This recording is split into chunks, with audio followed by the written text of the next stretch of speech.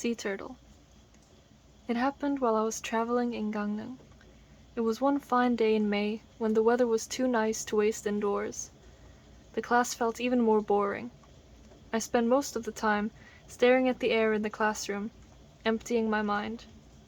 Then, out of nowhere, I thought, I should go to Gangneung. The moment class ended, I hopped on a bus bound for Gangneung. By the time I arrived, it was late in the evening and already dark. On that pleasant weekday afternoon, there weren't many people taking the bus from Seoul to Gangneung. Including myself and the driver, there were only 5 people on the bus. Since I had to attend a 10 a.m. class the next day, I bought a ticket for the first bus back at 5:40 a.m. at Gangneung bus terminal. I figured that if I stayed up all night and caught some sleep on the return bus, I could manage to be just awake enough for class. I walked to the nearest bus stop and checked my phone to find where to go. It was already dead. I had come here so suddenly and impulsively that my charger was still back at the dorm. I'll just take the first bus that comes to the stop, I thought to myself. Just then, a bus pulled in. The sign said its final stop was Songjong Beach. Songjong Beach turned out to be quite nice. The only people there were 2 figures walking far away along the sand. Rain was falling from the night sky. On the rolling in waves, there were raindrops that splashed up like blooming spikes. Walking alone on a beach that felt utterly deserted was strangely delightful. I walked and walked, then took off my soaked shoes and carried them, walking barefoot over the wet sand. I looked up at the distant sky and gazed deep into the dark edge of the sea. I wondered for quite a while, taking it all in. Then I suddenly felt as if I were sealed inside a safe capsule, and in that moment I stopped walking.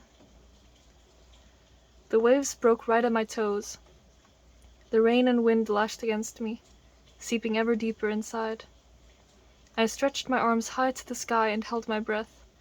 After about 5 seconds, I let out a loud shout, wanting to test the capsule around me.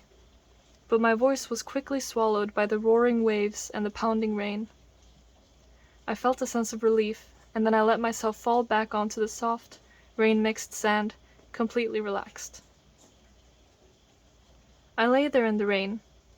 The more the rain soaked me, the more it felt like my body was filling up with it. It was as if my brain fluids were being replaced with rainwater, leaving my head refreshingly clear. I rubbed myself into the sand, wanting to connect with something greater. But it wasn't as easy as I thought. Wet sand was heavy, and every time a wave came in, the sand around my feet and legs were swept away again. It was tiring. I squirmed and pushed harder, but eventually sleepiness overcame me, and I drifted off. I woke because something poked my ear.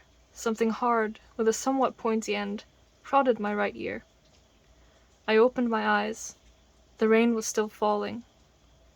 My head felt astonishingly refreshed, like I had never experienced a headache in my life.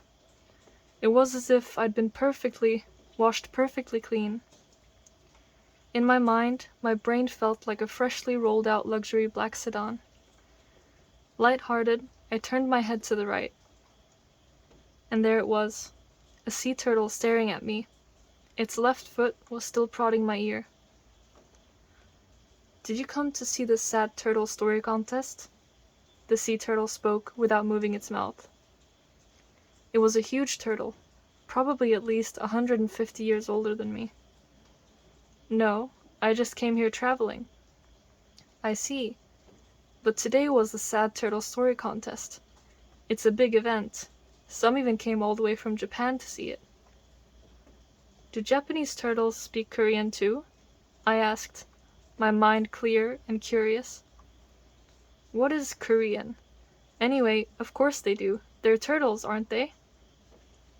Somewhere on this very beach where I had been lying, the contest had taken place. The old sea turtle had participated, but had lost by a narrow margin. Disappointed, he had wandered along the shore until he found me. Ah, so that's what happened here today. Too bad I missed it. If I had arrived in Gangneung a little earlier, I could have gone to that fascinating event. Well then, if you don't mind, would you like to hear my story? It began with, I met her once, and ended with, but she swallowed a condom and died. It was an unbearably sad story. I wept bitterly while listening, and even after the story ended, I kept crying for a long time.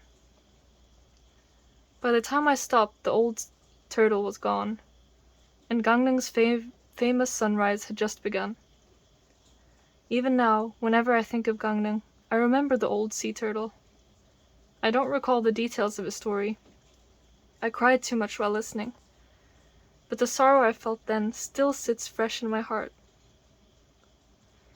That's why even now, whenever I hear the words, I met her once, or she swallowed a condom and died, I feel...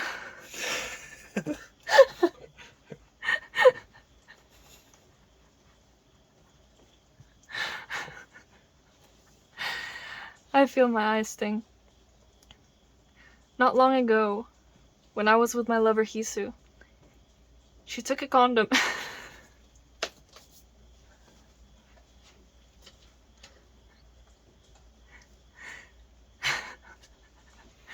out of her bag after foreplay and began to put it on me. No, that's not what I meant to do at all. When I saw the condom in her hand, I frowned, trying to hold back the sudden wave of sadness. What? No way. We have to use one. No, that's not it. Hisu. When she finished putting it on perfectly, I finally burst into tears. Maybe.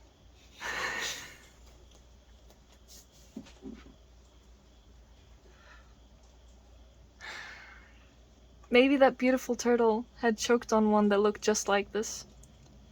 Damn it, you should have separated it for recycling and thrown it away properly. I sobbed and shouted in anger. Startled, she picked up the condom wrapper from the floor beside the bed, handed me some tissues, then dressed, grabbed her bag, and left. The air she left behind in my room was icy. That was a week ago. She still doesn't answer my calls.